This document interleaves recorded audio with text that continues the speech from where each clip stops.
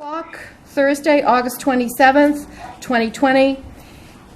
I will call this meeting to order. I'll entertain a motion to accept the agenda. So moved. Second. All in favor? Aye. Aye. Roll call. Ms. Burbine? Yes. Ms. Lampert? Yes. Mr. Bornstein? Yes. Ms. Lewis? Yes. Mr. Pritchard? Thank you. It's a vote.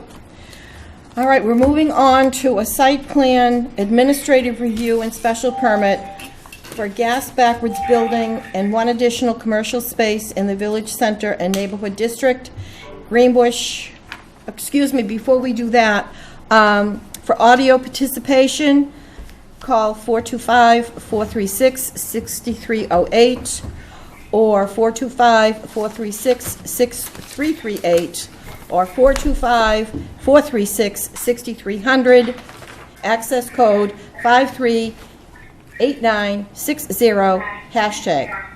Or for video participation, https://join.freeconferencecall.com/Scituate1. Okay, so everybody mute. Excuse me? I think it's just how calling in. All right. So I will read the planning board notice of public hearing. In accordance with Mass General Laws, Chapter 40A, Section 9 and 11, and Scituate zoning bylaw, Section 580, Village Center and Neighborhood District, Section 750, Design Review, Section 760, Parking Requirements, Section 770, Site Plan Review, and 940, Referrals. The Planning Board will conduct a public hearing on Thursday, October 27, 2020, at 7 p.m. in the Selectmen's Hearing Room, Scituate Town Hall, 600 Chief Justice Cushing Highway. The subject of the hearing is an application submitted by Petro Realty Corp.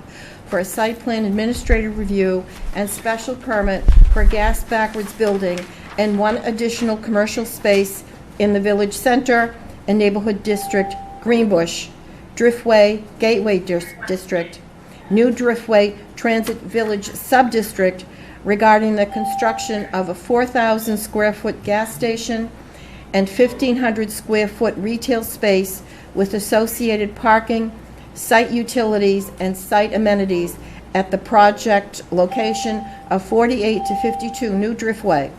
The property has the purchase and sales agreement with owner New Driftway 4852 LLC. The property is shown on assessor's maps as parcels 53-3-9 and 53-3-10F. Plans are available for review in the Planning Board office, Town Hall Scituate, by appointment only. Participation in the public hearing for abutters and other interested parties will be via remote access only.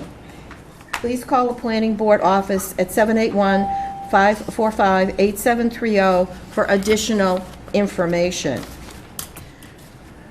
Okay. I now have the department and abutter comments that I'll read into the record.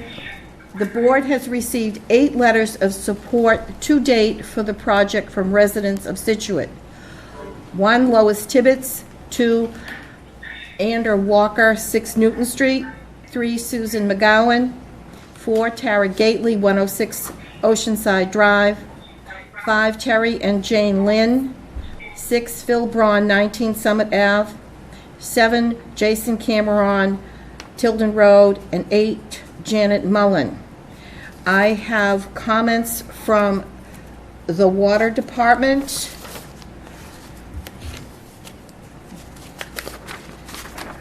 The Water Department is requiring the following: existing water service be terminated at the water main and the old pipe cut and capped. 2 new water services will be needed to be installed, 1 for the gas station / convenience store and 1 for the proposed restaurant. Existing account will be used for one of the 2 service lines to feed the 2 units. A $14,000 connection fee needs to be paid for the additional service. The size of the service lines need to be appropriate for each type of use and is to be determined by the engineer or owner. If needed, install appropriate backflow device after each water meter. Service lines will need to be inspected by the water department. And then there's a phone number if you have questions.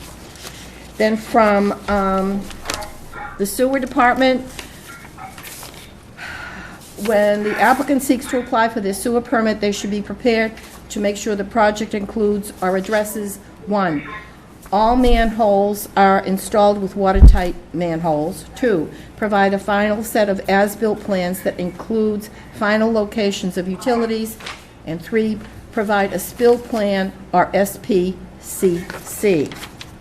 Okay, and then we have from the building department, basically, Mr. Vogel feels that if everything, they meet code, then this will go forward. He can issue a building permit. All right, and then we have a comment letter from Kenneth Ingber, resident at 60 New Driftway, Unit 5, along with 28 other residents, 18 units, all stand in support of the comment letter written by Mr. Ingber. The key points and concerns discussed in the letter are lighting, light plan table with regards to AVG and max variation,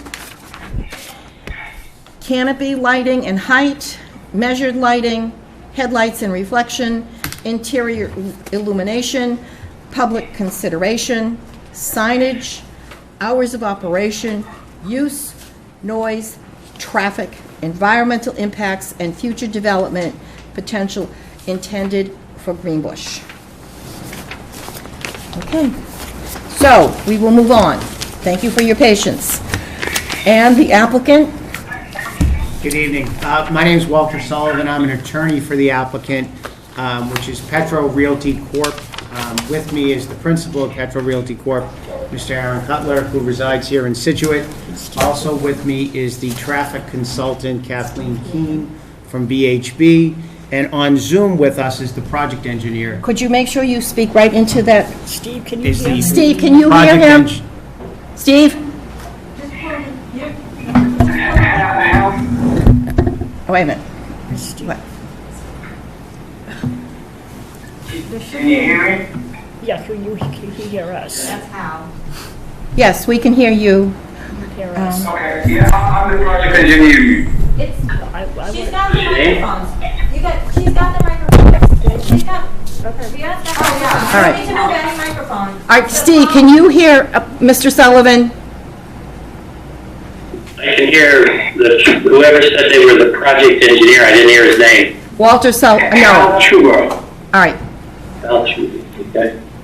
okay. Want me to start over? Try again. Happily. Thank you.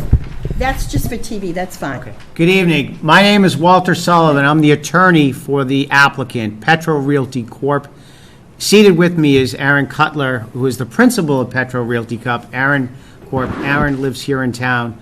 Also with us, who's going to present on traffic, is Kathleen Keene from VHB.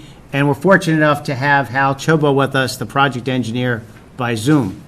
As the chair indicated, this is a gas backwards filling station that we propose for the site at 4852 New Driftway. This property contains approximately 47,000 square feet. It currently has a cement or block building on it that originally had the Napa Auto Parts store and also Belson Tackle. What we propose is a 4,000 square foot convenience store along with 8 gas fueling stations at 4 separate islands. There will also be a 1,500 square foot food service component part of the building, and we will have some outdoor seating. We will have 28 parking spaces, 2 of which will be ADA accessible handicap spaces. As the chair indicated, this is in the Village Center and Neighborhood District and also the New Driftway Transit Village Sub-District. This site has is certainly in need for an upgrade aesthetically. We've assembled this team, and before coming here tonight, We have met with, consulted with, and/or received comments from the building inspector, the water department, fire, and sewer.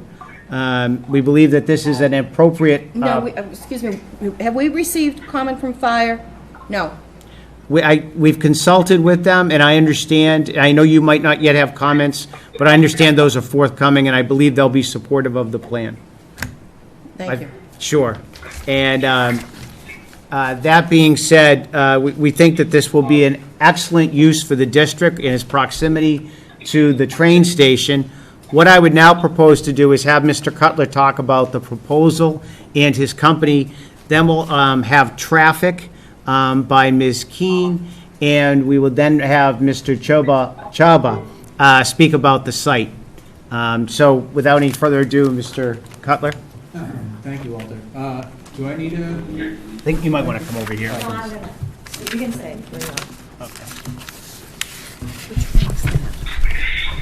Just right there? Okay.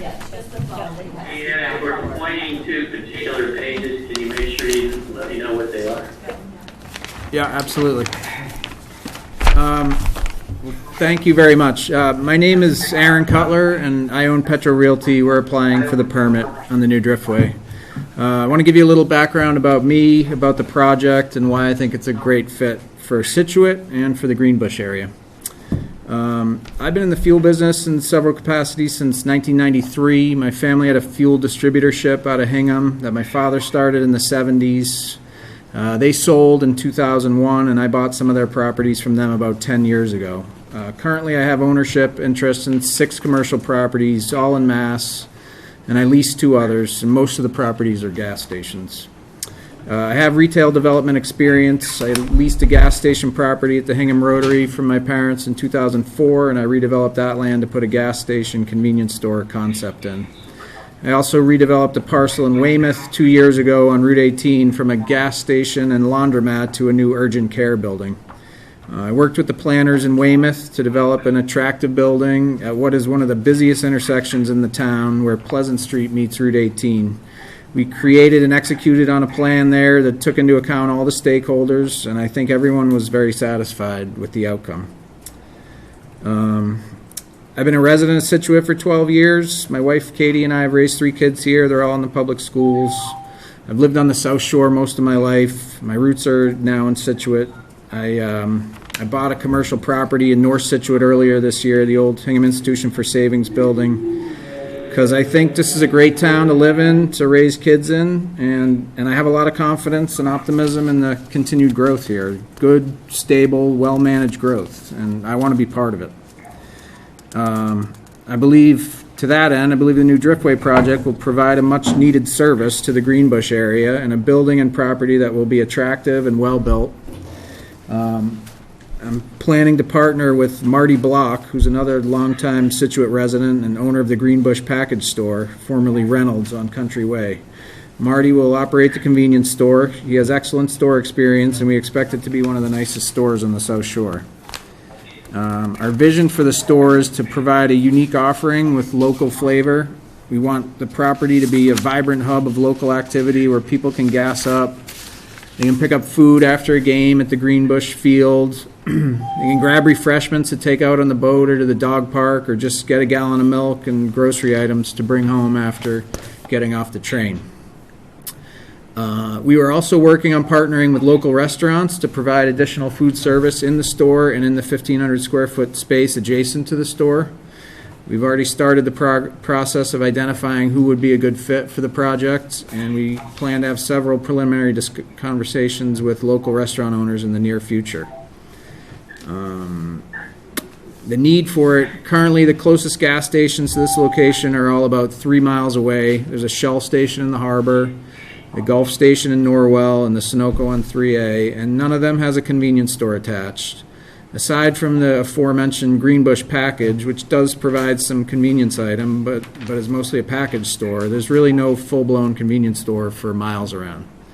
I think Ronnie Schoen's is the closest one in Scituate, and people who are going there are really not in the same traffic pattern as people who would be coming to our location.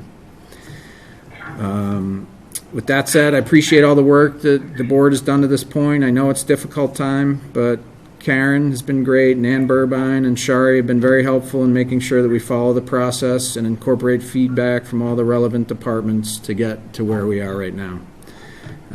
Walter, Hal, Kathleen have all been very responsive to input, and I'm proud of the plan they've come up with. Hal's designed dozens, if not hundreds, of gas stations, and the architect that we plan to use is Phase Zero out of Hingham. They've similarly have a lot of experience with convenience store design. So we look forward to working with the board and with all the stakeholders in this project to come up with a finished product that we hope everyone will be proud of. Thank you. Kathleen, you want to talk about traffic? Great. I have extra handouts for the board members if they want, when Kathleen's going to present, and I have one for the board members who want to hear, if I may. There's nothing on traffic submitted beforehand. There was a traffic report submitted before.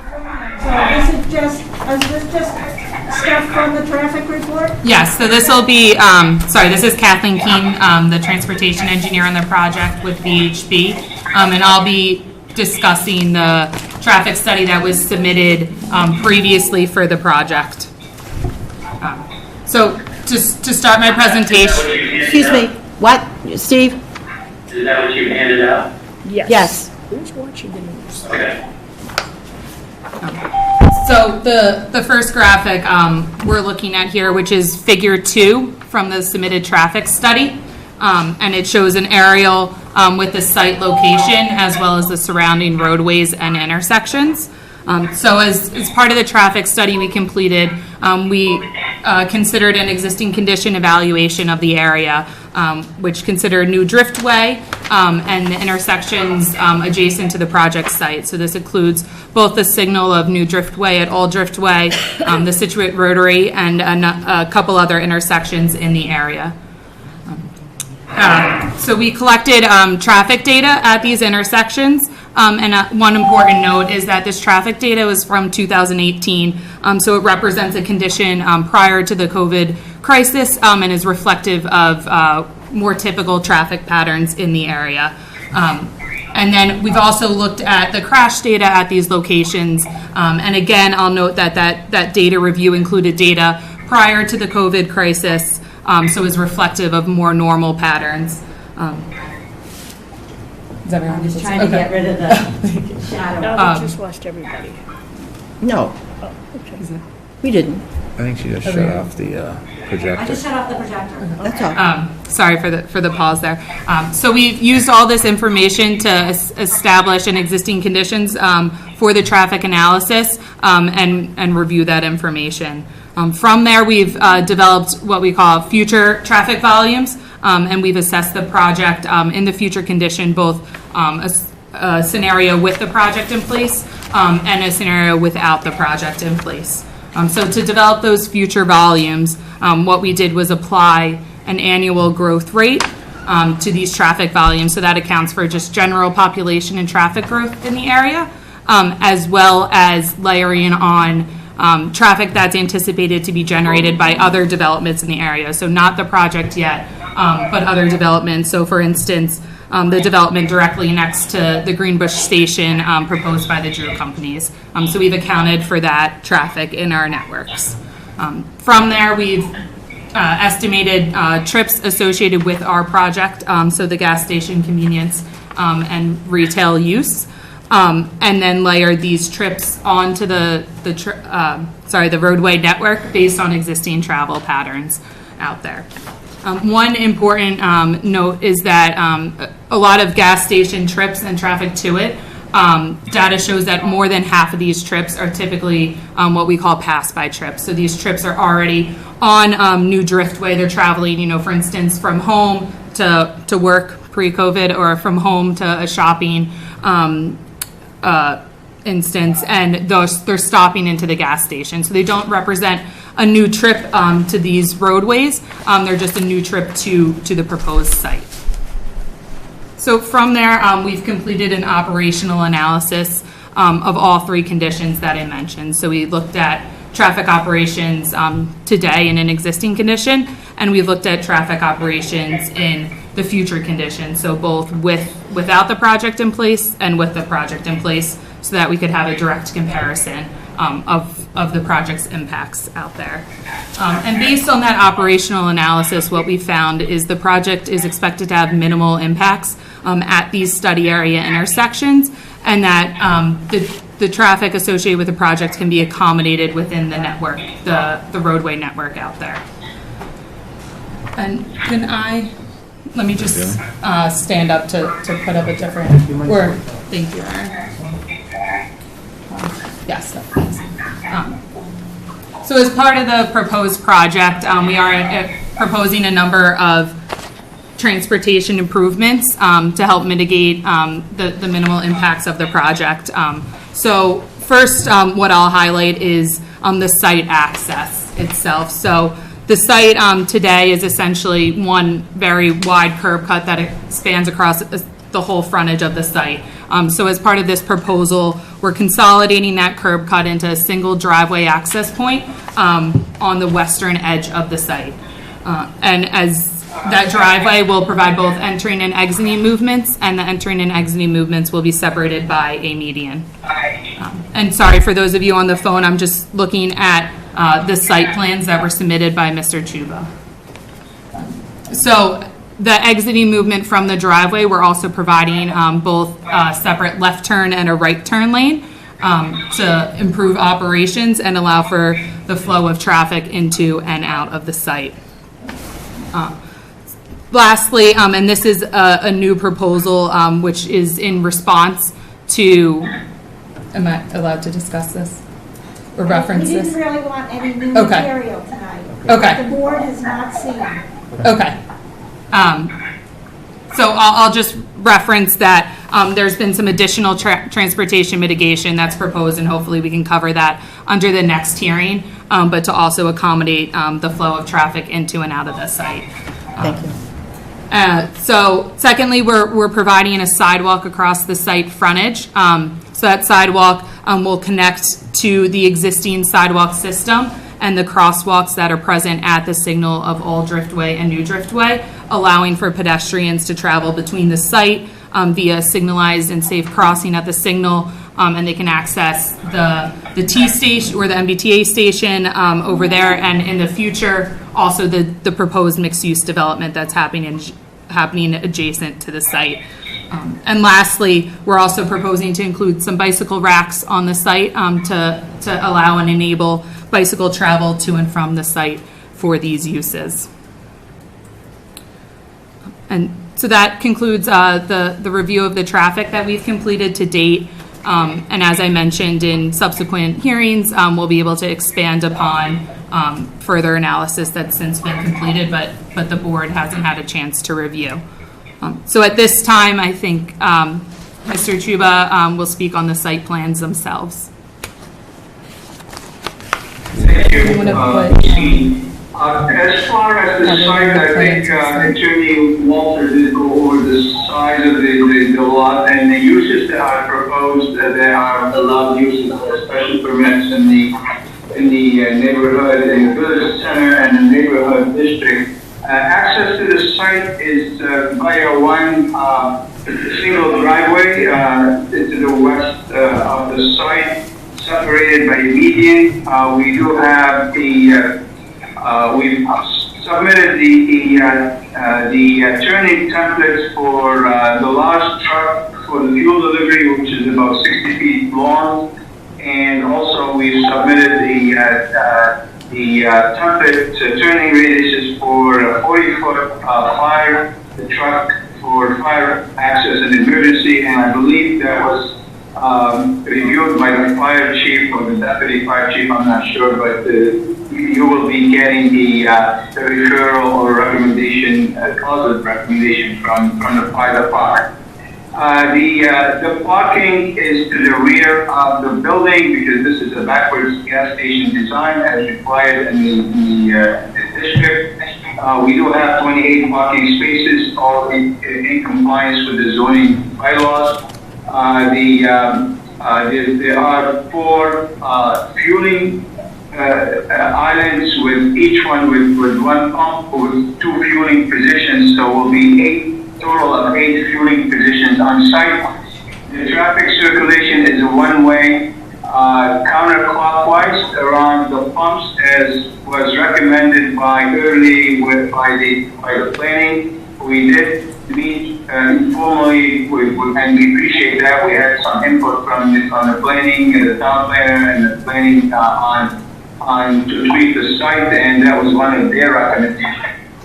So there's no problem with access around the pumps as far as large vehicles, fuel delivery, or any kind of delivery, any size, and fire access. Planting, we did submit a landscape plan. There's some comments, I believe, also from I looked at the comments from the butters, and also there's some comments from the town engineer of the peer review that we'll be addressing before the next submission. Lighting, we submitted a lighting plan showing that there'll be no spillage of light or over the property line of the streets in compliance with the Scituate zoning bylaw, and it has the intensity.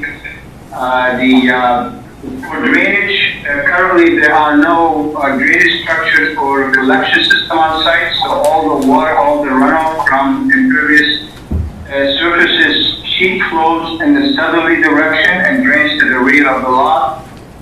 With the proposed improvements, we'll be containing all the runoff on site and collecting the runoff by a closed drainage system with a series of catch basins and BMPs and structures that are equipped with oil water separators, and then will be discharged to an underground infiltration system on site in order to eliminate any runoff from the site to the adjacent property. So basically, we're looking at 100% reduction in runoff from the project. We will be also connecting the roof runoff from the building to the infiltration system. We did submit drainage calculations, and it was reviewed by the peer review by Mr.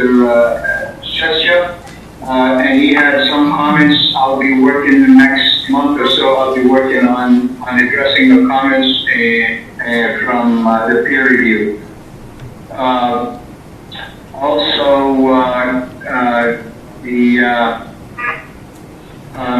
Signage, we did submit the sign, and I believe the sign was forwarded to the building commissioner to review to make sure it's in compliance with the zoning bylaws in terms of setback and size.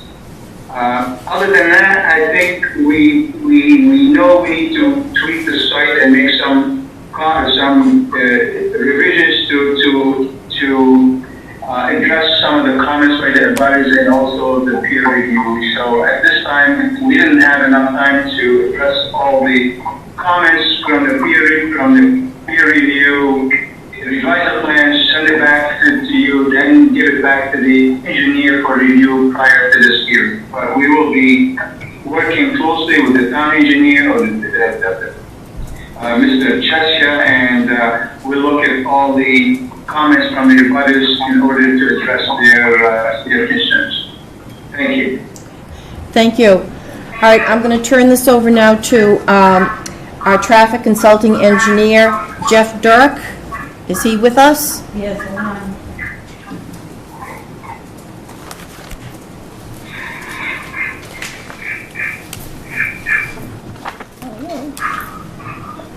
Can you hear me? Jeff? Yep, I'm sorry. Can you hear me? Yep. Hello? Hi, can you hear me? Yes, we can hear you. You can hear me now? Yes. Yeah, we can hear you. Okay, good. So I apologize for the connection. So I'll be on the phone, and you can see me on the video as well. So we've, for the record, my name is Jeffrey Dirk. I'm partner with Vanessa and Associates, and we're the traffic consultants for the town and the project. So we did issue a review letter dated August 12th of this year, which you should have as a part of your packet. The applicant's been provided with a comment letter as well. I did want to highlight probably the major comments relative to the site plan that the applicant has indicated he'll be working on. The two primary issues, they focus on the same thing. It's really the access to the property itself. We've asked the applicant to look at alternatives for access into the development, and in particular, our concerns relate to the proximity of the driveway to the adjacent property to the west. As you look at the site plan, it creates a couple of things. There's overlapping conflicts between the two driveways with entering and exiting traffic just because of the fact that there is not physical separation. There is a small island. That island does not extend out to New Driftway, so the driveways have a direct overlap in terms of the turning movements of the driveways, which is a conflict that needs to be resolved. So that's the first thing. We suggested ideally, in an ideal situation, the access would come out of the traffic signal, just given the proximity of the driveway that's proposed to the signalized intersection. It's much safer to have left turn movements in particular happen at the traffic signal. So we've asked the applicant to look at that proximity issue as it relates to safety and the overlapping turn movements. The other issue with respect to the access we've asked them to evaluate is the left turn movements entering the property. Given the proximity to the traffic signal and the left turn lane in the eastbound direction, as a vehicle is looking or seeking to make a left turn into the project site, their path may overlap with a vehicle that's entering the left turn movement to get to the traffic signal. So that's another area we've asked them to look at as a part of their subsequent submission. And then internal to the project site, there was mention of truck turning analyses that you had been prepared. And we've only seen one truck turning analysis that was included as a part of the site plan for a tractor-trailer design vehicle. And as we looked at the size of that, we've asked the applicant to verify that that truck represents a fuel delivery truck because the wheelbase didn't appear to be consistent with the wheelbase of a fuel delivery truck. So we've asked them to take another look at that and then rerun that turning analysis within the site so that we can see that a fuel truck can maneuver within the site and does not drive through or any parking spaces or through any fueling positions. So we're looking for that turning analysis to be provided. That will also relate to the driveway itself. The design and the location of the driveway obviously needs to accommodate the fuel delivery vehicle. It's not typical that at a fuel site that you're able to get a center island in the driveway, and that was one of the things that we had looked at in relation to the size of the turning vehicle. A right turning fuel truck coming into the site will likely use up the entire width of the driveway. And so that's one of the turning maneuvers we will want to see. Presumably the truck will be coming from Route 3A and will be making a right-hand turn to come into the site and then a left turn exiting. So we will want to see what those turning maneuvers look like. Those two things, the proximity of the driveways and the truck turning analysis, particularly for the fuel delivery truck, are going to define what the driveway is going to look like, where the driveway is going to be, and then what the internal layout of the site is going to look like. So we need really for the applicant to provide those pieces of information for our review so that then that's going to dictate a lot of the other parameters relating to the site circulation, but also the size of the building, the location of the building, and such. So those are probably two critical items that we need to continue with our review. We did have some comments on the traffic study, and particularly relating to the trip generation calculations for the site, asking the applicant to take a look at the methodology, and in particular, the way that they calculated the trips, either using the fueling positions versus the square footage of the convenience store. So we've asked them to look at it both ways, and so that we can see what's the most appropriate way to go about estimating the amount of traffic. And then finally, on the parking, we've asked the applicant in terms of the parking demand calculations. One of the things that we do need to see in the calculations is the number of restaurant seats, both interior as well as in the patio area, because with good weather, people using the outdoor patio area as well as the indoor seating, we need to see what those parking demands would be when you take all of that into consideration. So we've asked them to look at it as well. So that's an overall kind of high-level view of what our comments are on the study. As the applicant had mentioned, we did receive or forwarded a response this afternoon, which obviously we haven't had a chance to take a look at. We'll be reviewing that over the next few weeks. So be happy to answer any questions you have now or later on. Okay, thank you. I'm going to turn it now over. Can I ask a question? Yes, Steve. Jeffrey, just a question. I didn't see it, but is there any sort of concern or analysis about the peak traffic flows when the train lets out and what might happen in that intersection? So we didn't have to do a specific analysis related to when the train lets out. That's going to be, it'll be more, I think, related to the way that the traffic signal operates at the intersection. But what it does, I think where the sensitivity comes into is that queuing in the left turn lane heading eastbound into the traffic signal. And how that relates. So that whole analysis of looking at proximity of the driveway and the left turn lane, I think is something that we have asked them to look at that, and that's really where the sensitivity is going to be, because if the queue is going to back up past the driveway, it becomes an issue. And so we've asked them to look at design solutions on how to deal with providing some opportunities for left-turning vehicles to get into a left-turn accommodation to be able to get into the site, so they're not blocking westbound traffic on New Driftway. Westbound meaning I'm turning around and Heading going heading towards the rotary. Okay. Yeah, I think that's probably the key is that you get one car stop there and the whole load of train, cars is going to get stopped right there. Right. Even right turn movements from Driftway, right, will be backed up into the left turning vehicle that can't get in the site. Right. Okay. I'm now going to turn this over to John Chesia, the town consulting engineer, for comments. John? Can everybody hear me? Yes. Yes. Okay. So, I think that I'll try to be fairly brief, but there's a few things that maybe the boards should sort of look at and, provide some feedback perhaps, but Jeff has mentioned some of them, but one, the plans call for the convenience store as a retail use, as a restaurant, again, the number of seats, parking, and all that. This is sort of a technical issue, but it's 2 lots, and I think you'd have to put them together so you meet all your setbacks, because you got a building across straddle and a lot, so they probably need to just combine them at some point.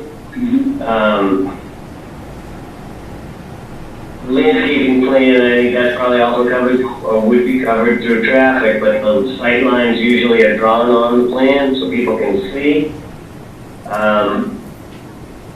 There's, some trees in the part of the site, basically, I would say on the east side or towards the traffic light side. The rest of it is pretty much cleared. In the very back, there's some as well, but the plans that don't show what's there for trees other than sort of a woods line. And it looks like the survey might have been done some time ago, because if you go up there on the lot adjacent to what was South Shorado, there's no trees in the middle, and it showed sort of a cluster in the middle that must have been cleared at some point in the last few years. Another thing, if you're out in front of the site looking in, you probably can see some of the parking in the back. You might want to have a sight line coming from where the driveway is looking in, see what that looks like. I think it drops away a little bit, so maybe it's not that obvious, but one of the requirements is that you're not supposed to be able to see the parking. The building's blocking most of it, but part of it sort of wraps around in the back, and you can see that. The plans should list the amount of planting space within the parking area. That's one of the criteria for the design. And the question I have, you have in the middle of the parking area, you have all the fuel dispensers, and that is that separate from the parking area? How is that accounted for. It's not clear in the regs. The board may want to make a little direction on that. I mean, there are some islands, there are some plantings. It may meet requirements, but they should list it out on the plan so it shows specifically. Jeff talked about streets in the restaurant. The zoning bylaw, which is, I'm sure you know, and I've been finding out quite a bit lately, is very extensive on a lot of requirements on very specific things. Plants on the south side of the site, block sun in the summer and things like that. And I think there's some more opportunities. There's some planting in the back. If you look at the plan, and you know, there's not one on the screen and there's not one in front of us, but there's like a retaining wall alongside the Russo property area. It looks like there's an opportunity for some plantings in there, and possibly in the far back. It looks like in the far back there is some stuff growing, but a lot of it looks like knotweed and nothing that you really want to have. So maybe some opportunities to plant in that part of the site, which is what's a recommendation of the zoning bylaw.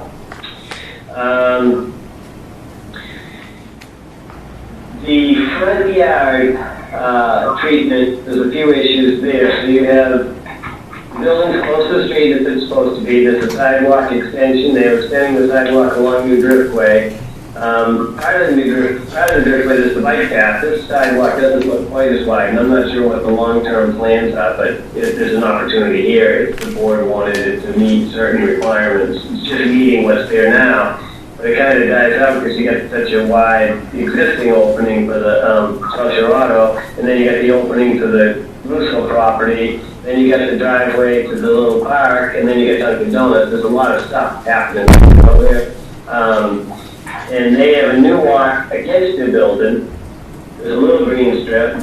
There aren't any trees proposed in there. It looks as though under the bylaw there's a requirement for a certain amount of impervious area, so they should list the impervious area because that might be exceeded in this particular case. And you also want to look at it as a board as, you know, what else you might want that to look like. That is entering the town, that's the pace you got to see. So I would assume you might want some street trees. I don't know what else. You got a sidewalk, a little strip and another sidewalk. How that's handled landscape-wise and all these other things I think is going to be important for the board to opine on. I'm going to leave the driveway to the traffic experts, and I expect that it does have to be wider than you allow typically. Typically it says it's going to be 24 feet wide, and this is going to have to be quite a bit wider for a truck to turn in. There's also a requirement in the regs that the trucks have a secondary access, which I don't know where you get that, but that's something you might want to think about. The outdoor amenity space is based on the size of the lot according to the bylaw, and it's way short.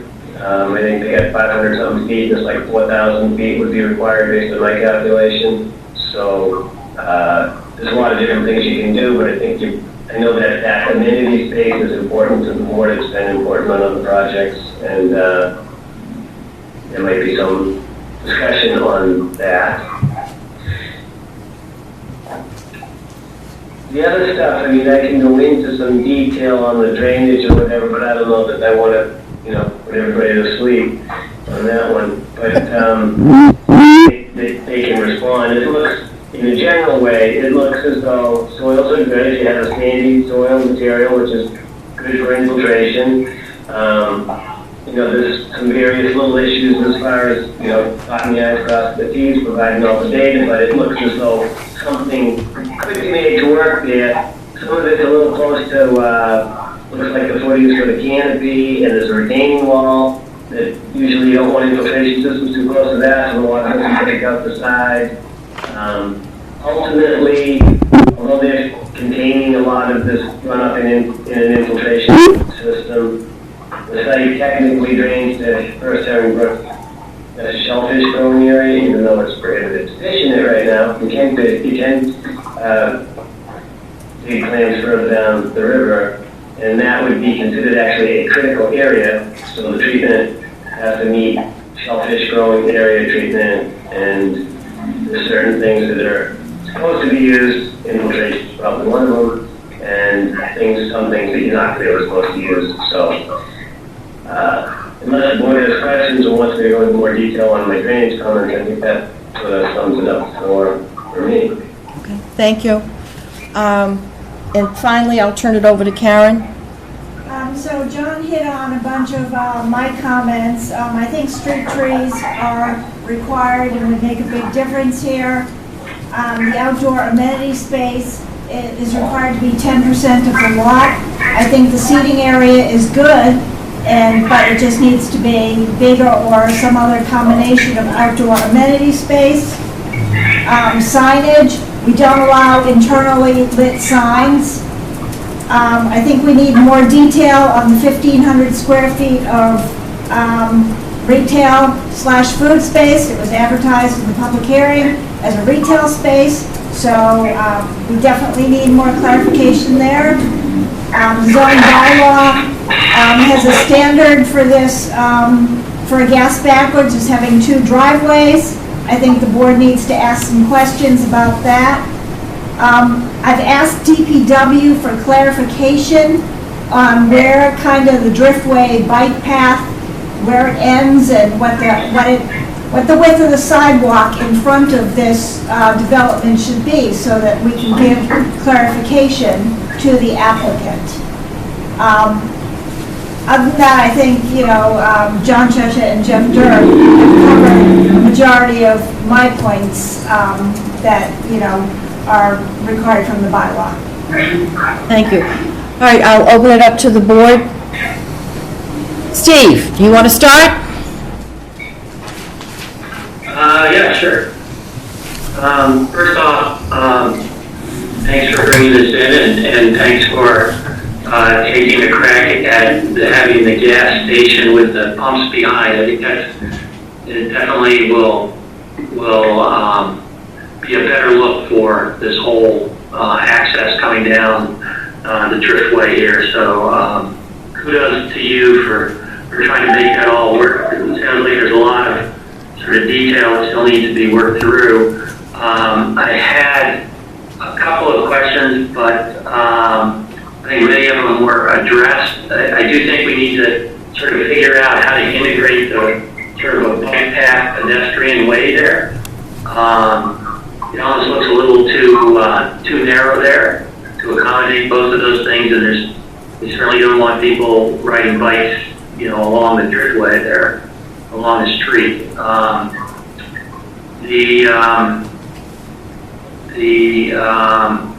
I guess we'll wait to hear about the additional transportation mitigation proposal. Is that something that's coming the next time around? Yes. Okay. Okay. All right. And then, in terms of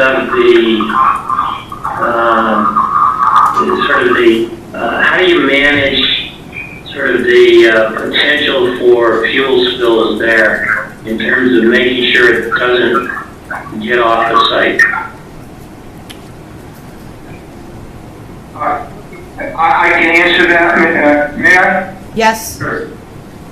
Yes, on the drainage system before the last discharge to the infiltration system, we do have an actuated shut-off valve that is in the open position cut. And then we did submit the maintenance operation and fuel plan with the calculation with the drainage report. So what would happen, that would be turned into a closed position in case of an emergency of a spillway of a spill. If there's a large spill, let's say the tanker is fueling and unloading, and then something happens and then overfills. Once you close this, it would back up the drainage system.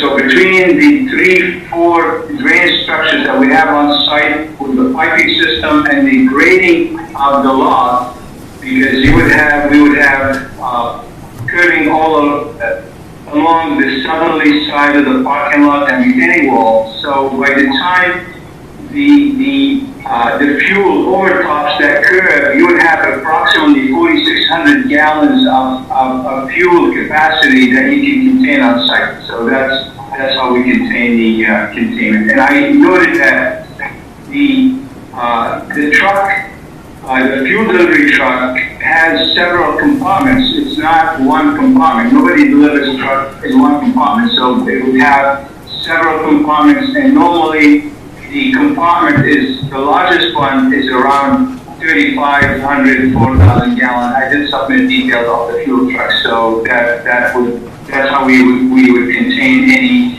spillage on site. Okay. And does that actuated shut-off valve, is that something that automatically happens, or something? No, it's not. That would be, all the employees on site would be trained, and also, to access, it's a manhole cover that you can simply open and then turn the valve. We do this is normal practice. We do this on most gas stations that are in very environmentally sensitive area that we consider that, So. Okay, and just in terms of just following up on that follow-up question, I assume the canopy over the gas, the fuel pumps contain some kind of fire suppression deluge system? Absolutely. The canopy is equipped with an automatic fire suppression system that's required by state law, and also on the containment pad. If you notice, if you're at a gas station and fueling, you see grooves all around the pad, the containment pad, the concrete containment pad, and that's designed to contain a small spillage. Let's say you're fueling your car, accidentally overtop your tank, and that would be contained there. But everything over that would flow into the drainage system, where it's contained by the oil water separators and the deep sumps. Every gas station has a 4-foot sump in it that would contain 375 gallons of fuel. Mm-hmm. And when the deluge system goes off, is there something that ensures that, I don't know how much water that's dumping, but it must be a lot. Is there something that ensures that water, potentially contaminated water, doesn't reach the, doesn't contaminate the ground? Right, that's the system will be inspected twice a year and cleaned, so that's part of the stormwater management and maintenance plan. I think he was asking about the operation of it. If it initiates as a result of a fire or something, it's going to dump a lot of water, right? It's actually foam that comes out. Sorry, this is fire suppression? Yeah. It's foam. Is that something else besides what? Sorry, this is Aaron Cutler talking. It's actually foam that comes out of this fire suppression system. It's not water. Oh, okay. And that's what's in the foam. Is it something we need to be worried about getting into groundwater? It's a fire retardant, but whenever I've ever seen it happen, which is very rarely, it kind of stays in place. And then they mop it up. Right. Somebody comes in and I've seen that happen. So they come in and vacuum it. Yeah. They vacuum it up. So I don't think that's an issue. So it doesn't get to the infiltration basin? No. Right. Okay. All right, Steve, are you all set? All right, Rebecca, do you have any comments? I just want to double check. The entire building is 4,000 square feet, correct? The total it's 4,000 for the convenience store and 1,500 for the additional space. That's what I didn't understand. All right, that's all my questions for right now. Thanks. All right, Ben? One question I have is regarding the status of the two. It looks like there's multiple lots in this plan, so I just wanted to, I think our consulting engineer kind of brought that up, is the intent to formally join these two parcels as one? So I think I can talk to that. So they're all on one deed now. I think what Mr. Chester's talking about is they were on a separate plan at one point. But since the current owner had it, it's all on one deed. So for purpose of title, they've already been merged. But it's our intention to have them all as one lot. Yeah, it's fine. Okay. So if you had to pursue that, that's something you guys, I don't, was it 81X plan or something? I forget what it is when you join. I don't know that that's necessary, but if that's a requirement, we can take care of it. Okay, yeah, I'm just thinking like with the setbacks to make sure that we meet those zoning setbacks. All right. That was one question, and then a couple comments. One, I kind of agree that based off some of butter concerns that it might make sense to look into having a more robust landscape plan in the rear area. I respect the fact that we're going to limit the clearing towards that rear kind of triangle of the parcel, but that area also is not really in great shape either, so maybe trying to augment something in there will help alleviate some concerns that butters have regarding the canopy and some of the lighting spillover and things like that. Or sorry, not lighting spillover, but just visual impact of lighting. Then on that front, I will also echo Karen and our peer review opinions about potentially adding some street trees along Driftway. I think that might help improve the aesthetic in that area. The new development is a step in the right direction, but potentially adding some sort of shade trees would give it a more semi-rural look from the road. I think it would be good to see in either in a short narrative or on a plan some clarification regarding the impervious area versus what's to be considered as green space or open space to meet the requirements of the bylaw. On the same front, it would also be good to see that same clarification given to the percentage of space used considered to be outdoor amenity space. Lastly, I just want to reiterate, because we've seen a couple of these kind of high cover lots that use a large subsurface infiltration system that's under hardscape, and I just want to reiterate the importance of the operations and maintenance plan, because those systems, in the event of a failure, are almost impossible to access. So I want to make sure that there's some way to address a potential failure and kind of see in that O&M plan how things are going to be maintained in the event that a potential failure is there. How could that be actually inspected or verified in field if it's under pavement? And on that front, I was also, Steve kind of hit what I was going to say, but one concern there is if there was potentially a fuel spill into that system that maybe did go undetected and the actuated valve wasn't closed, then how do we actually verify whether fuel has in fact gone into that subsurface infiltration system? And then lastly, this is on pedestrian access and parking. Right now, I don't see.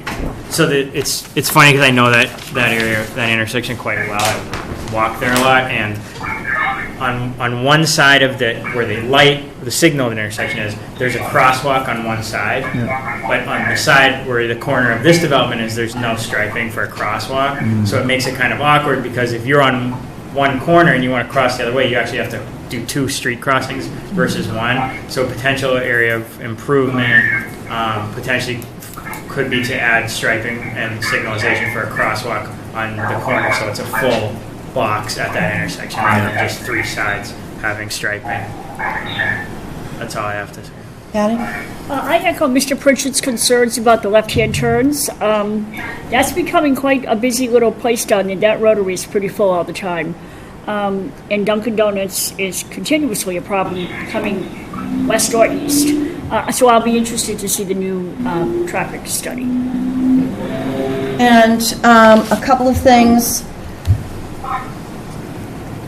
I had stated when we had sat down initially that I really would like to see, if it were at all possible, that you all work with the owners of 56 Driftway and see if there is not some way that a meeting of the minds can come together so that people can exit through that parking lot to the lights.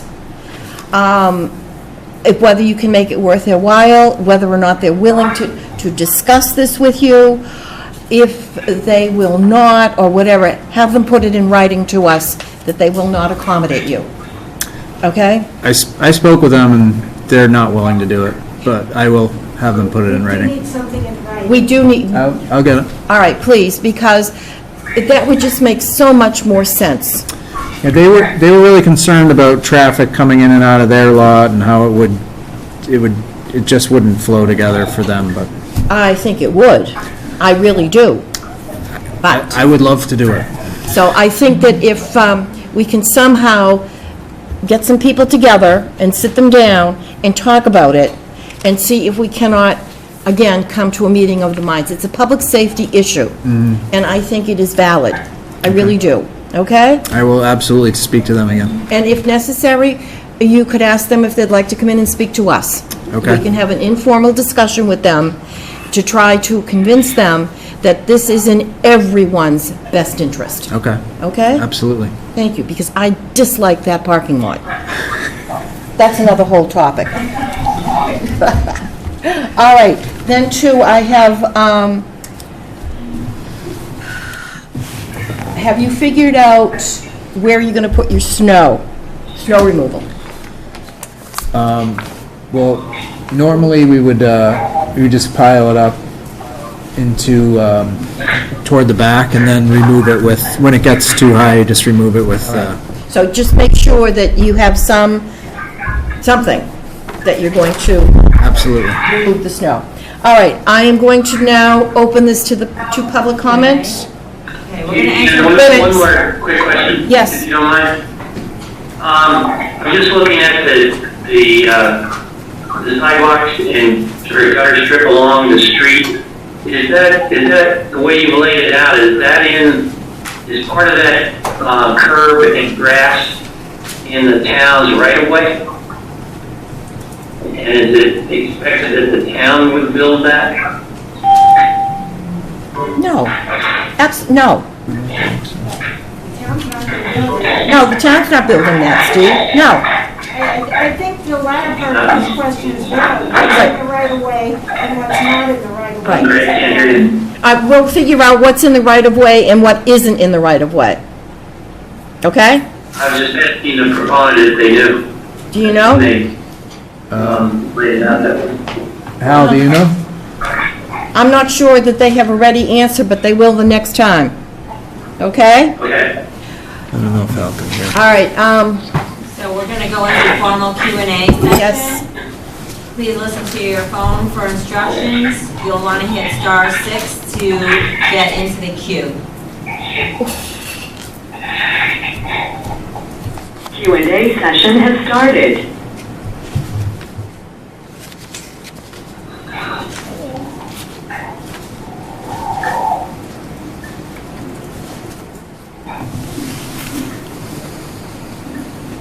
All right, do we have anyone? Okay, ready? Yes. They're coming, so All right. first question should be ready to go. Hi, this is Ken Hirschfield. I have a question about the kind of looking out for fuel cells, but underground, the tanks. Thanks everyone for addressing the, kind of containment system at ground level, but I'm just wondering, since this is 200 yards from the wetlands, or looks about that, what's the kind of elevation of the, ground level of the parking lot, and then how deep do the tanks, the fuel tanks themselves go down, and what's the protection for those? I mean, you get a 100-foot storm, a 100-year storm rather, and, water table goes up.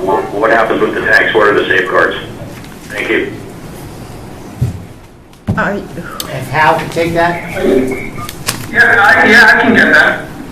Well, first of all, the tanks are 8-foot diameter, and they have 2-3 feet of cover on top, and they set on deadman concrete slab or concrete blocks in the ground tied to the ground, so this way they don't float. They're designed not to float. And also the tanks are double wall fiberglass tanks with monitoring continuously through the system for leak. And this is what we use. This is what been used in the industry for the last 30, 40 years. The state of the art. They meet all the required environmental and fire, state, federal, and local rating.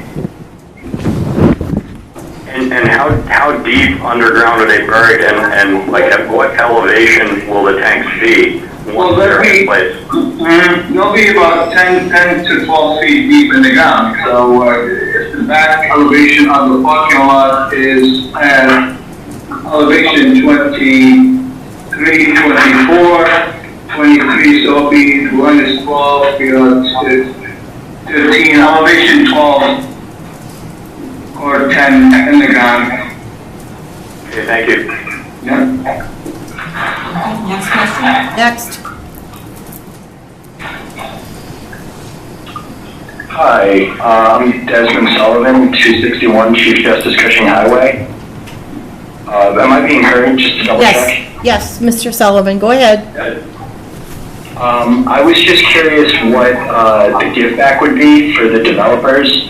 I'm just concerned that the Greenbush community might be missing out on an opportunity perhaps for more sidewalks, whether that's on Stockbridge, perhaps a park for the community. Just if there's been any talk from the developers about the give back to the community. We'll take that under advisement. Thank you for that. I'm sorry, what was that? We will take it under advisement and see what we can come up with, sir. Okay, thank you. You're welcome. Okay, again, if anyone has any questions, please hit *6 on your phone. If not, we will end the Q&A session.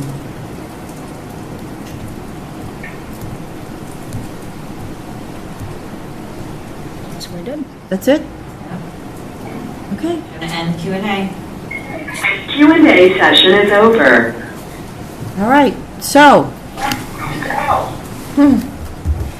Now we need to continue this public hearing. Hey, I move to accept the applicant's request. Wait a minute. Do you think that you can be ready by September 10th to have a new submittal so that it could have time to have peer review, otherwise for an October 8th hearing session? Yes. I'll be ready. Yeah, we'll be ready. You'll make sure he's ready. Yeah, absolutely. Okay, all right. Okay, that's about 6 weeks from now, less than 6 weeks. No, it's not 6 weeks. No. Karen, We what's the will date? try, we will do September? all the best we can to get all the, we need to revise the plan. We do have to go out in the field and do some, to update the survey.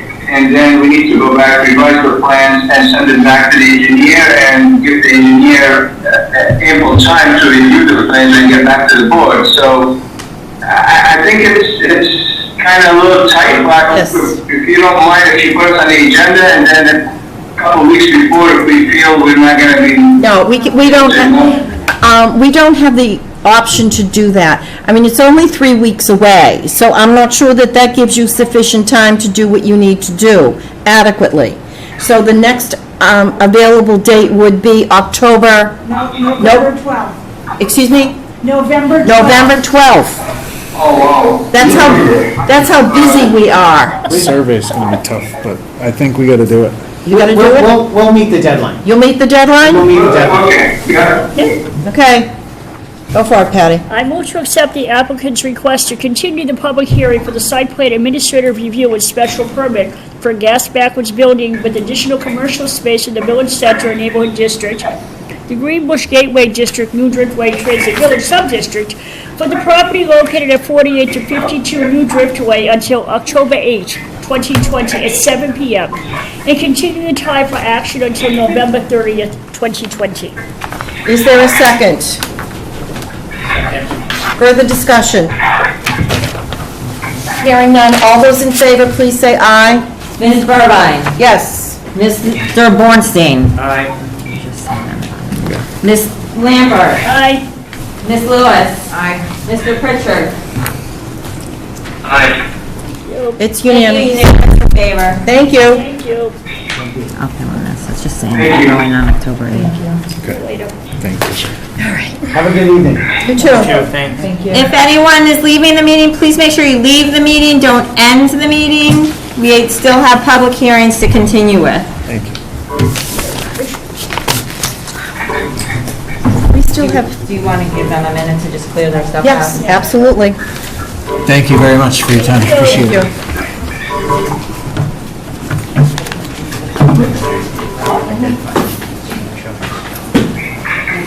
It's on somewhere. All right. We should look at it.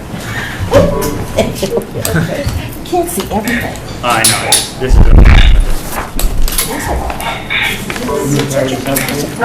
Thank you.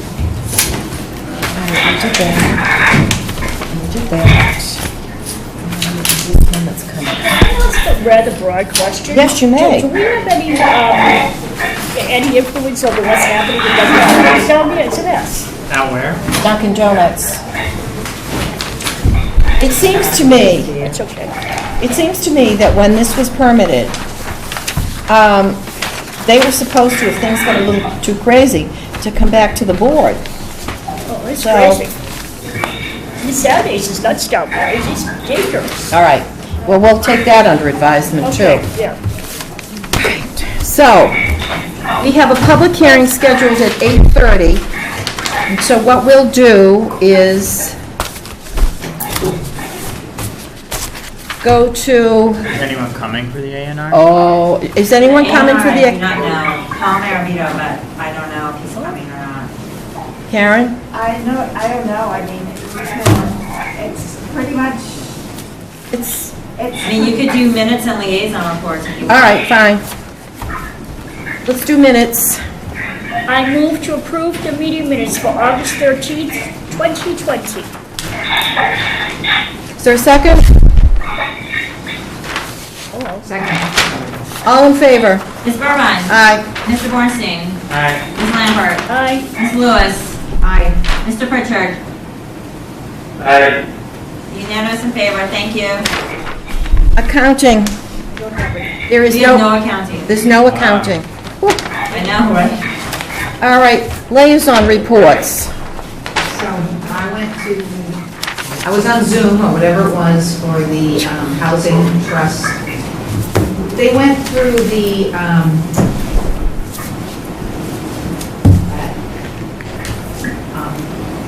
draft housing, Yeah, draft housing production plan. sorry. And some of your advice they didn't take, but a lot of it they did. They're still working on it. So she was gonna go back, do another draft, and then give it back to them. So and then it's gonna come in front of us. Your one advice about the sewer, that they did not want, they didn't want to take that completely out because they thought sometimes there might be a different person at the DPW other than the person that's there now, who might have a different feel for it. Whatever. Was anything said about Lawson Green and how that was going? You know what, the whole meeting pretty much was on. The plan? Yeah, the plan. Thank you.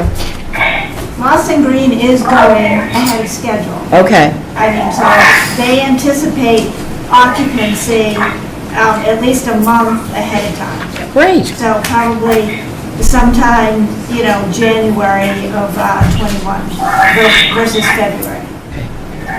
All right. Ben, do you have anything? Not in particular.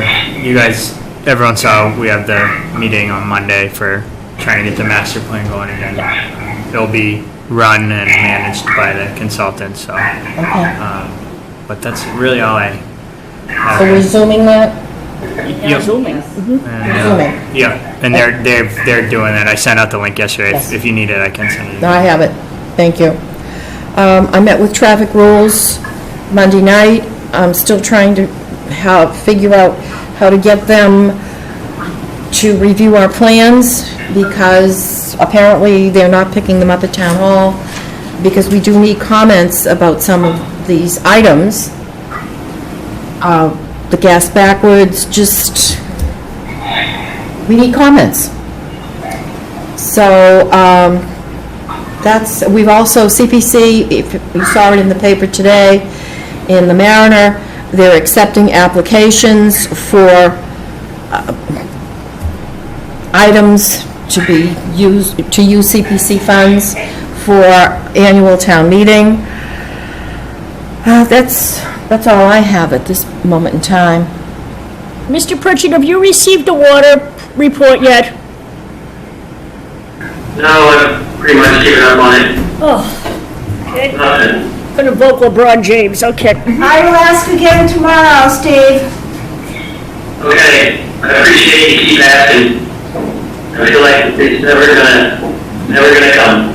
And I feel like they have us stuck between a rock and a hard place. I mean, if we keep saying yes, stuff the We apparently cut the contract to do the scope of work. I don't know if anybody's paid the contract off, but we haven't seen the result. It's annoying to no end. It's frustrating and annoying. Thank you. All right, anyone else on the board have a comment? Planning report? Planning report, we remain very busy. Drew project is scheduled to hopefully start by the end of the year, or early next year. Seaside at Scituate is still going gangbusters. According to their latest schedule, which I got today, they intend to do Hatherley Road this year. But, well, I don't know if all their connections are made across the street, and I'm going to re-talk to DPW about that. They've asked for a surety reduction. I went out with the consultants in the field today, and we took a nice long walk to see the status of the site. So they're putting together a report and some pictures, and we'll see what comes out of that report. Town meeting, as I think everybody saw, is mid-November. I think November 16th, they're saying, is town meeting. So I believe some of the items, like our sign bylaw that we carried, that was supposed to be heard in the spring, is just being carried over to the fall. We have some items in terms of a couple streets trying to get, in the queue there, but they have to, the planning board has to find that everything is done first and return all the surety before they can go for street acceptance, although I do have placeholders on the warrant for that. So we're kind of doing a couple of processes at the same time. What's the question on that? When we do that, and you're making sure everything's okay, is that all order conditions, or all order conditions that can be signed off or signed off on? That we have to have a sign off from the Board of Health that all stuff is completed. We have to have the sign off from the Conservation Commission that they have a certificate of compliance. But sometimes there's just these outstanding orders of conditions that are left hanging out there. There shouldn't be any outstanding, it should be one. Not in the town of Scituate, though, right? Well, I know that the Conservation Commission signed off on the certificate of compliance for Stubby Farm. I know that, not for Deer Common yet, but, there's still time. I don't know if individual house owners have gotten any certificate. No, I just need the ones. No, yeah.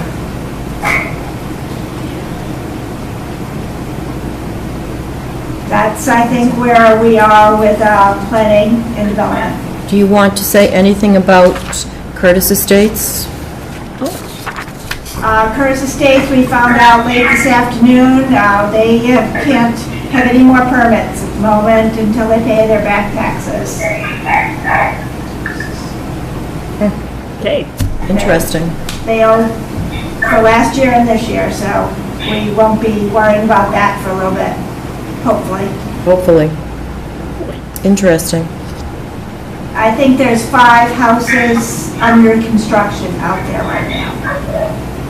And they have not received or come in We from... have 5 C of Os, 5, I think, under construction, and the rest haven't been started. They haven't come in for them, have they? Not to my knowledge. All right. All the lots, you released all the lots. Right. But they haven't come in I don't believe for building so. permits. Not to my knowledge. Okay, thank you. All right. And the next meeting, we'll be interviewing several candidates for the planning board alternate position. So we'd like to try to get, we have 4 candidates coming in for interviews, so that hopefully in early October, we can have the joint meeting with the Board of Selectmen to get a new alternate member appointed to the planning board. All right, you know what? Do we have Paul Marabito's phone number? Can we call him and... I mean, it's really a very basic Then Form let's just do It's it. a basic Form A. The basic Form A.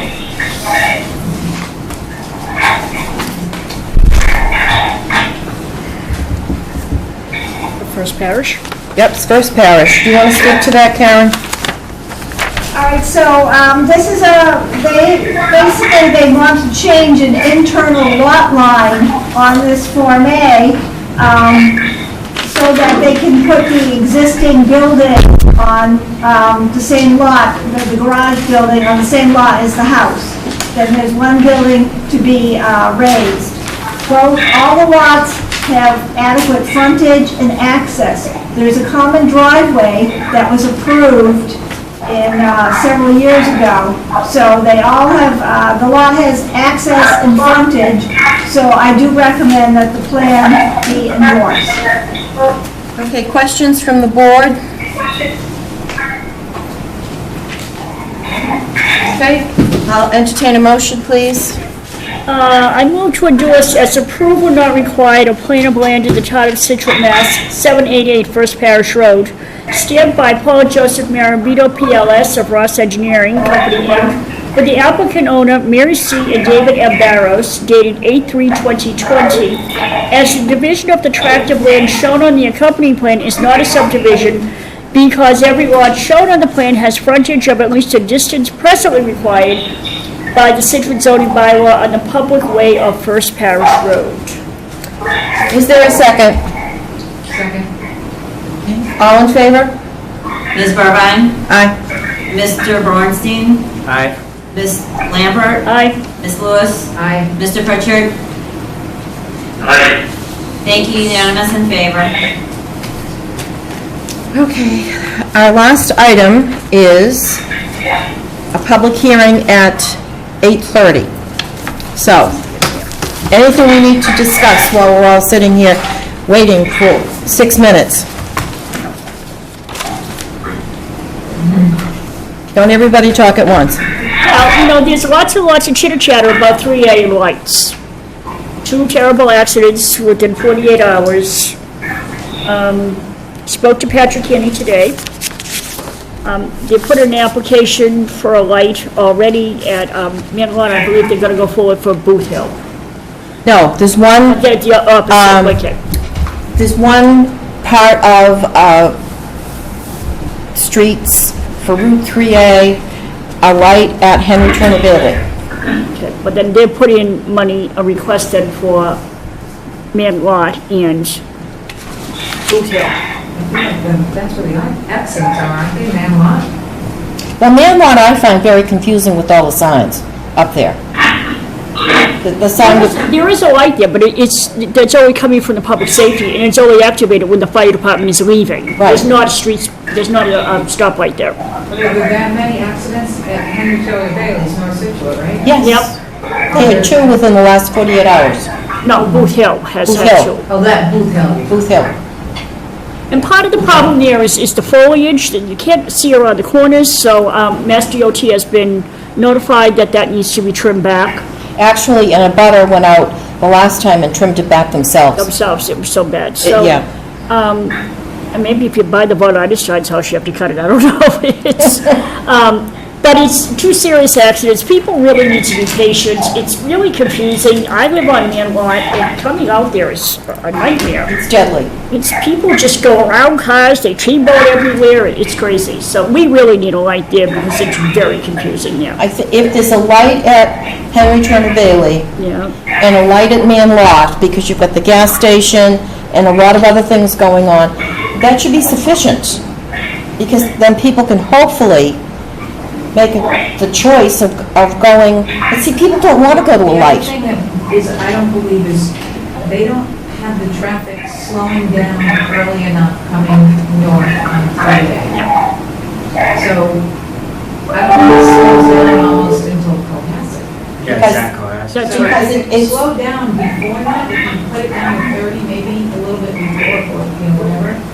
like That's a that. speedway though, it doesn't matter what that is at. I mean, I hear accidents there all the time. I can hear them all the way from here, all the way to Booth Hill. You can hear them all night, all day. It's, I don't know if you can slow it down, but that stretch right at Man Lot is like the expressway. It goes pretty fast. And And then it also allows people to go fast, because that's. It does. Also, too, you have the gas station, and when people are heading south on 3A and they put their directional on, people think that they're turning into Man Lot, when in fact they're going into the gas station. So, and then if somebody's taking a left, a right rather, someone will pass them on the left. So it's just, people don't drive, they aim. Well, and hopefully Mass DOT will get out and trim, because, I mean, it's hard seeing coming out of the driveway out here, too. Yes. Well, they were notified today supposedly, so we'll see what happens. Before we get started, do we have Attorney Amara on the line? No, It's not Nope. 30 yet.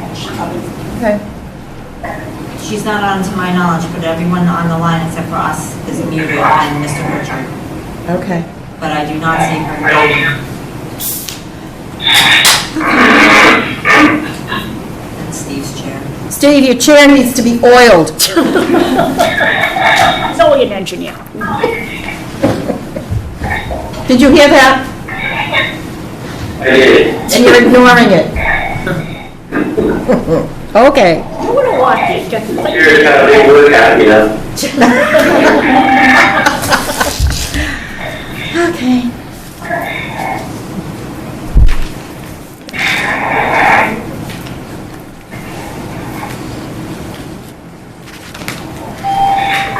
One more minute, and then we'll start.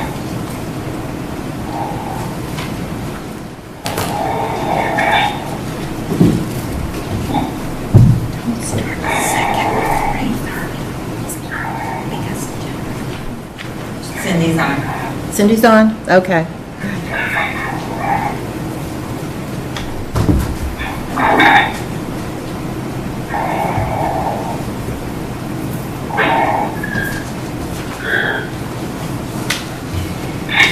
So I'm gonna unmute her. All right. Okay.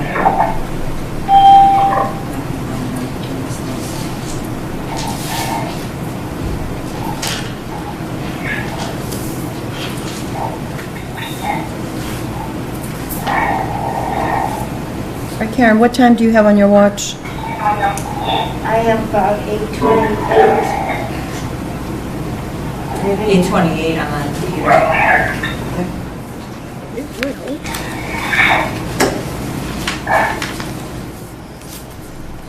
Cindy should be able to hear us.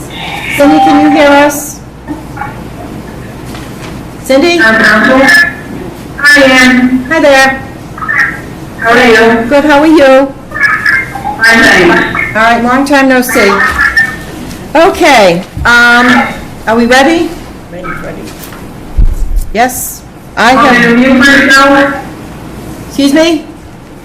All You right. want me to mute it for now? Who do you want speaking? No, I'm we don't need her muted. We don't need you muted, dear. We're fine. Okay, this is a notice of a public hearing at 8:30 PM on Thursday, August 27, 2020, in the Selectmen's Hearing Room, Town Hall, 600 Chief Justice Cushing Highway, Scituate.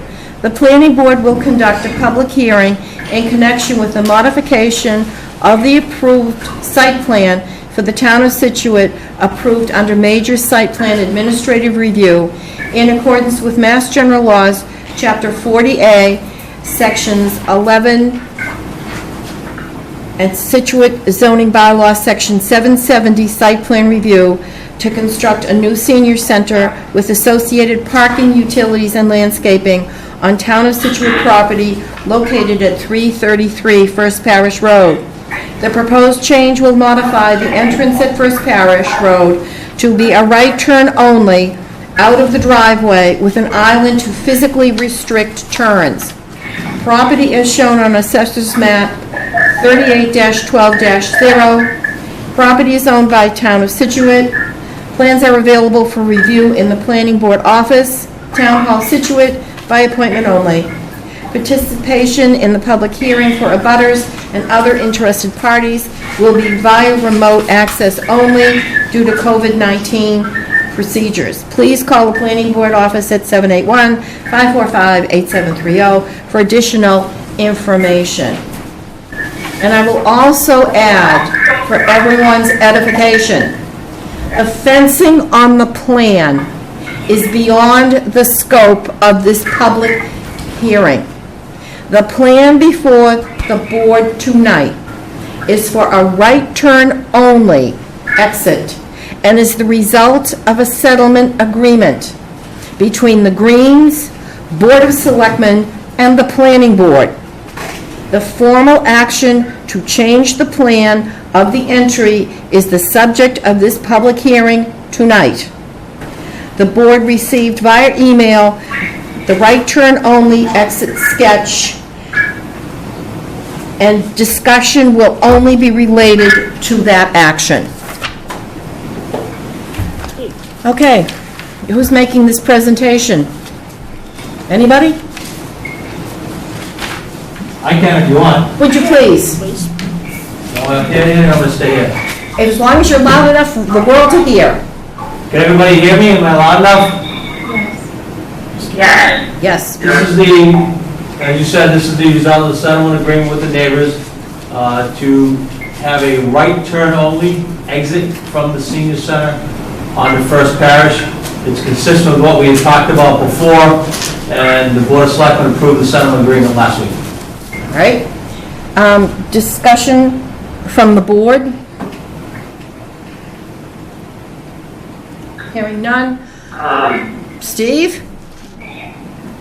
How does this compare to is it tied in at the same point at the end of the radius, or is it not any further forward than it was before? Not that I'm aware of, no, Steve. Okay. Anyone? Okay, I'll open it up to public comment. So we'll go to public question, Q&A. Please hit *6 to get in the queue to ask your question. Q&A session has started.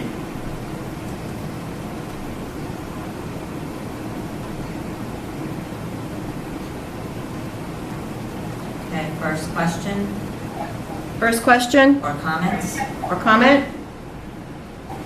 Hi, good evening, everyone. My name is Anthony Attridge, and I'm on the parish committee at the First Parish Unitarian Universalist Church, which is across the street from the senior center. And I'm representing the church this evening in this conversation, as well as the Urban School, which is the preschool within our church.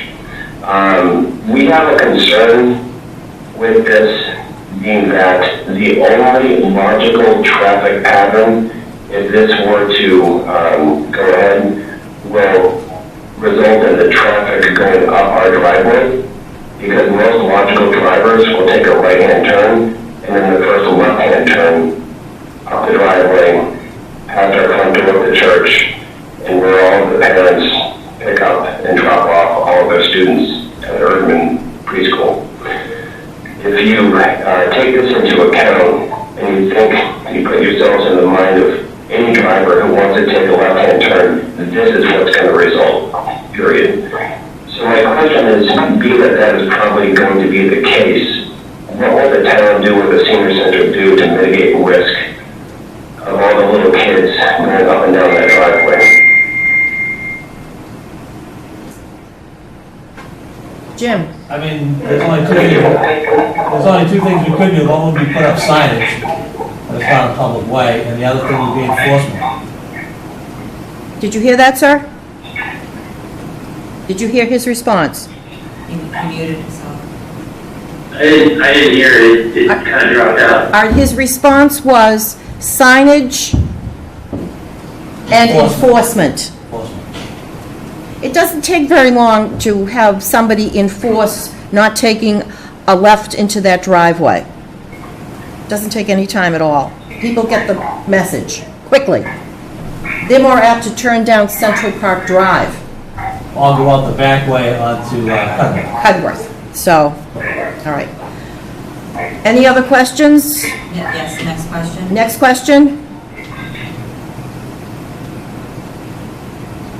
Madam Chair, I don't know if you can hear me. My name is Rob Krause. I represent the Greens. I heard your presentation and I've spoken to town council.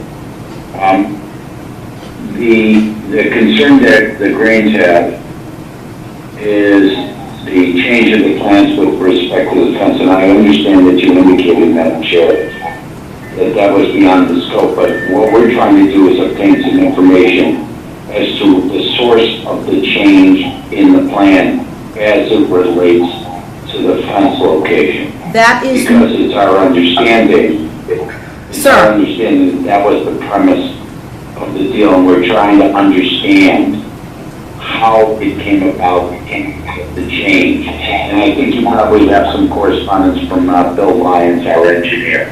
So we're trying to get an understanding, because it's very important. As you know, the senior center, that entrance is right next door to, almost on top of the Greens, and it seemed petty to move 5 feet of the fence away from what was already in the plans in order to shield the Greens. So we're, again, trying to understand that.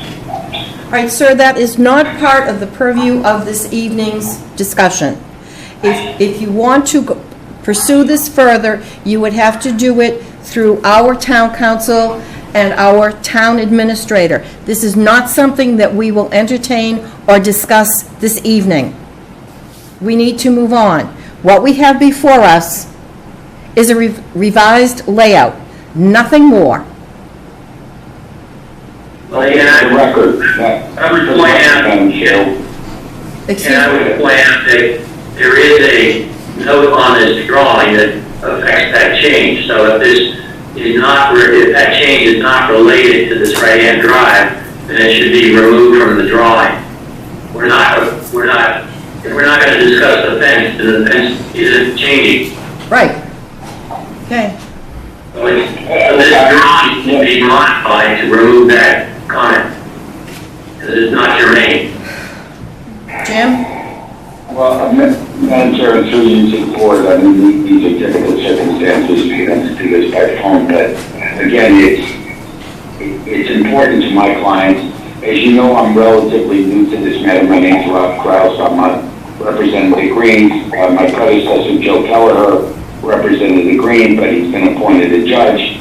And I'm requesting, in connection with the Greens, to restore the prior location of the fence. I understand you're not going to take it, you're not going to consider it. We'll do it if we're in different venue and different personnel. But I'm putting on the record that we want to go back to what we understood where the fence was, just for the record, Madam Chair.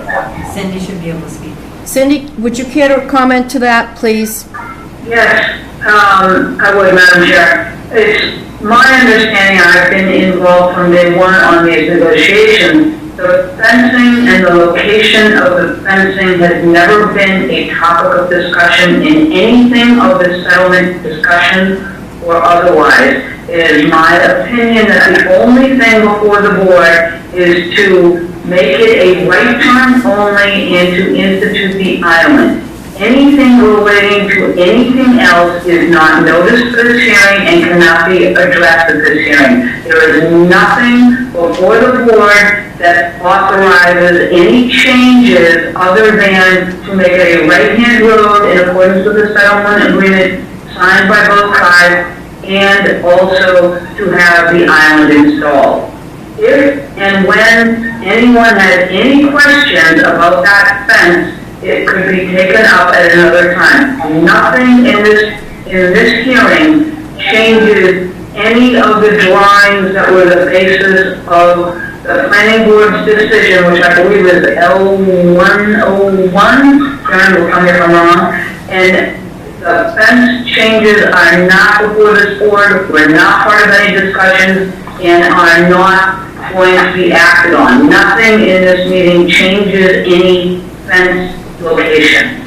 So why don't we strike the note about the fence then, if we're just talking about the right-hand turn? It's right here, it says it's reducing the fence right here. So can I just make a comment that? Yes. I didn't put that notation in. I don't have any opinion as to whether it's a good idea or a bad idea, but I do agree it is not to be taken up now, and I don't think it matters whether we strike it because the document is the document. I don't know that you can, but we've made it very clear in both the vote and the hearing and the scope of the hearing that it is not going to be changed by virtue of its appearance on this plan as of this date. That's not what it says. Who submitted this? Where did this come from? There's a bulletin in here. I understand there's a book. This is what we were supplied for the project. Jim, do you have any objection of striking the note? The public hearing is only relative to the right-hand turn. That's it. That's it. The summary says. All right, strike the note. All right, fine. We have one more question. Yes, one more question.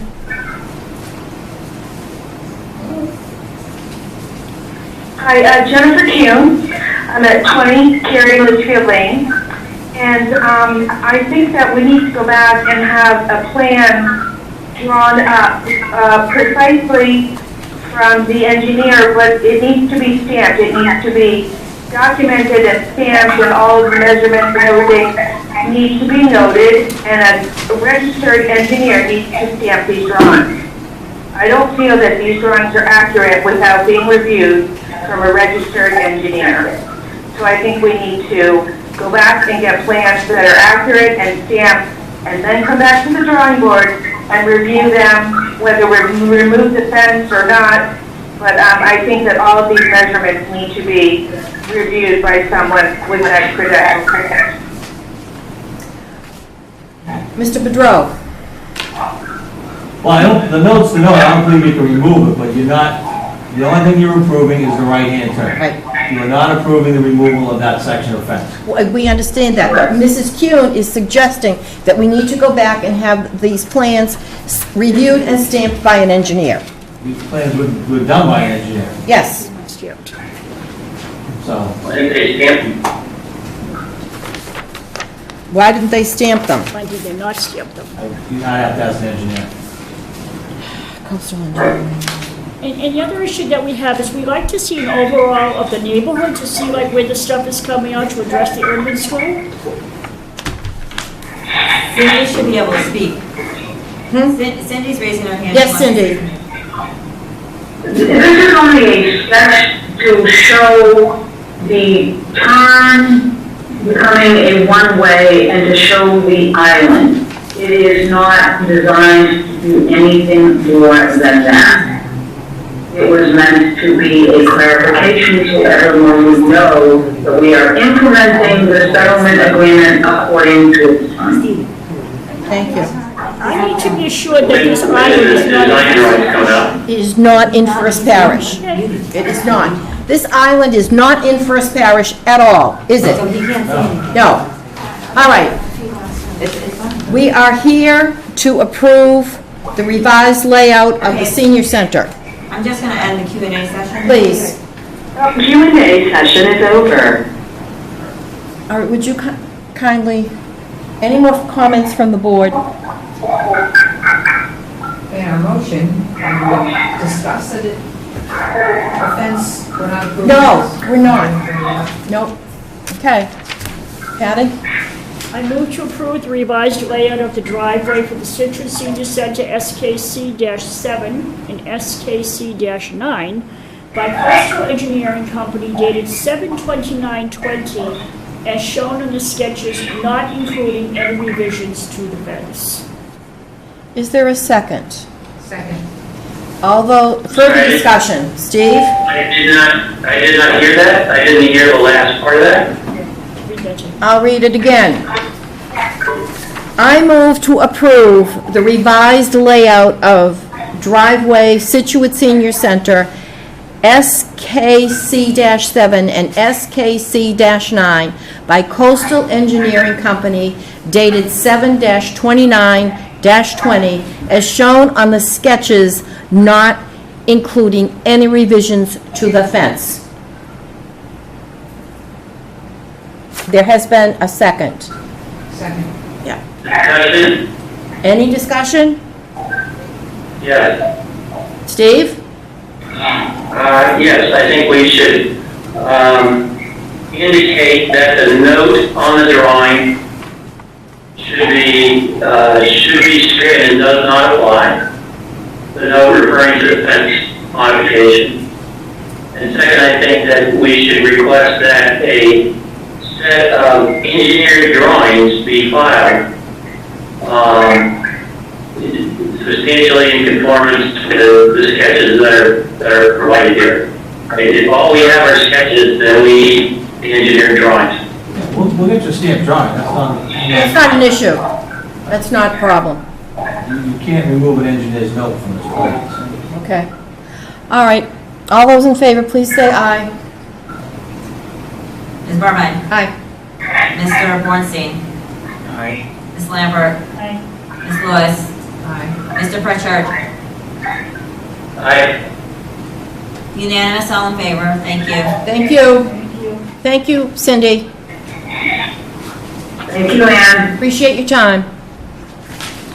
My pleasure. Have a good evening. You too. Good night.